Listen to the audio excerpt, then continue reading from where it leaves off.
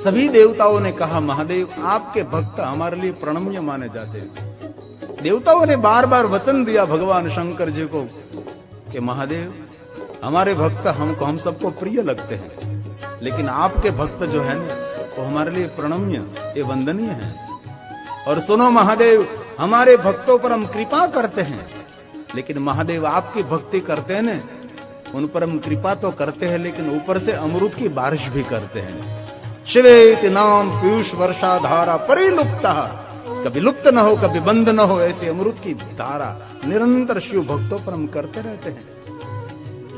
इसलिए महादेव की भक्ति मिलना बहुत बहुत जन्मों का पुण्य माना जाता है। और महादेव ने स्वयं ने कहा कोई मेरी भक्ति करता वो मेरा ही स्वरूप माने। कभी भी महादेव का दर्शन के लिए शिवालय आप न जा सके तो भगवान शंकर ने कहा मेरे भक्त के दर्शन से मेरे दर्शन का फल मिलता है।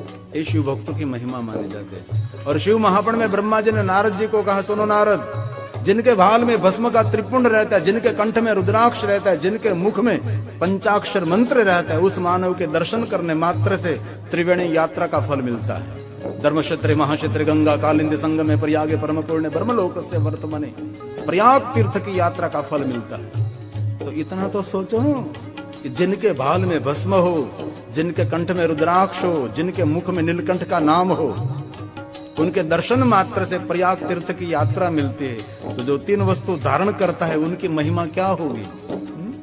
जो अंग पर भस्म का त्रिपुंड रुद्राक्ष और पंचाक्षर मंत्र निरंतर पढ़ता है वो जहां जहां कदम रखता है वो भूमि को तीर्थ माने जाते हैं। और शिव महापुराण में ब्रह्मा जी ने नारद जी को बताया कि त्रिवस्तुधारी जहां निवास करता है ने ये भूमि भी वंदनीय मानी जाती है। ऐसे बहुत सारे शिव भक्तों को हमने देखा है, नित्य भाल में भस्म का त्रिपुंड रहता है, अंग पर निरंतर रुद्राक्ष रहता है, मुख में पंचाक्षर मंत्र का नाम रहता है। ये त्रिवस्तु ताप त्रय हरम, आदि व्याधि उपाधि में से मुक्ति देने वाली ये त्रिवस्तु है और मनुष्य मात्र के लिए है। इसमें कोई गिनाती जाति भाद मेरे शंकर जी के दरबार में नहीं है। चारों वर्णों का स्वीकार करने वाला देव, वर्ण से भ्रष्ट हुआ वो भी स्वीकारने वाला देव शंकर जी है। अधिकारोस्ति सर्वेशा, यही शंकर यही महादेव है। और बार बार मैं दिल से कहता हूं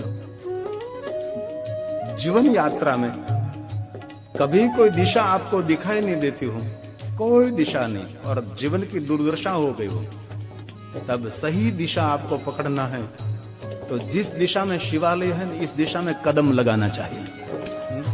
तो जीवन की सही दिशा मिल सकती है, ये हमारा शिवालय है। इसलिए कभी कभी शिवालय जाया करो।